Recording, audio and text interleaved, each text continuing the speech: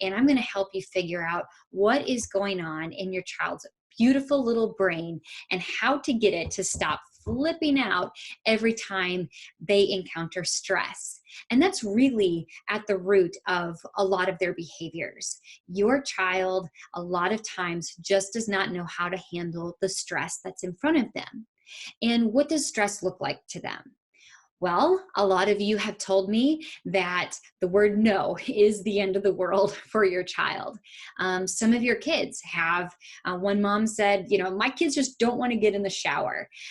Some kids are not transitioning very well off of, when it's time to put the tablet down or when it's time to put the Legos up.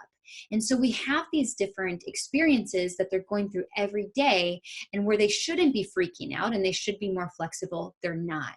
And the reason why they're not is because they are getting stuck inside of their brain. Their brain is not integrated.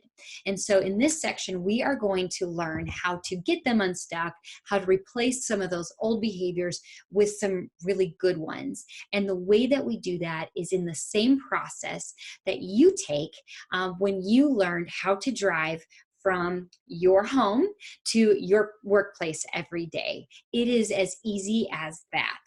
Now, one thing that's really cool about the brain is that it learns everything the same way. So in the same way that you committed those directions to get to your job in so deep into your memory that it basically became automatic. When you drive to work, after a few months, your body just knows where to turn. It's not like you're thinking about every single turn you need to make. And that's essentially what we're going to be doing with your child. We are going to use the same theory, the same philosophy of how the brain learns things. We're going to expose them to some very positive behaviors, very respectful behaviors, continue to expose them more and more, and then hopefully get them to the place where they just use these automatically, just like that drive home from your workplace. So let's go ahead and take a look inside of their brain to figure out what the heck is going on. These little things are called neurons. These little dendrites on the neuron, they are electrically charged. And what they do is they work to find other neurons, connect to them, and when they connect, something happens that's called a synaptic connection, and it kind of lights up. The little electricity from the dendrites light up. And when that happens, you have a thought. You have an image that might pop up into your mind, or you recall a memory.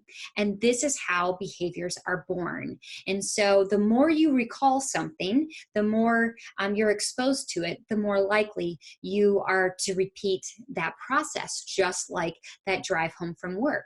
You saw the red light and you learned, I turn right at the red light. And so now your body, without thinking that you're going to turn at that red light, you see it and you know to turn right. Now, what happens when these neurons connect, they're continually exposed to the different situation to where they need to connect. What happens is they form pathways in your brain, and they actually root patterns in the brain. And this is what it looks like on day one of learning something new. It is looking a little rugged, okay? This isn't much of a path at all. She's trying to get over here, and the neurons are having to kind of learn their way and figure it out. So for week 1, you might have to do the same type of thing. You might have lots of mistakes, several trips. It might look really messy. It might look really good.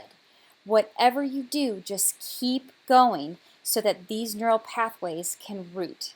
After a few months, this is what it's going to look like. Now your drive is very automatic, and these neurons know exactly how to get to each other. They can recall those memories of where you're supposed to turn, very automatic.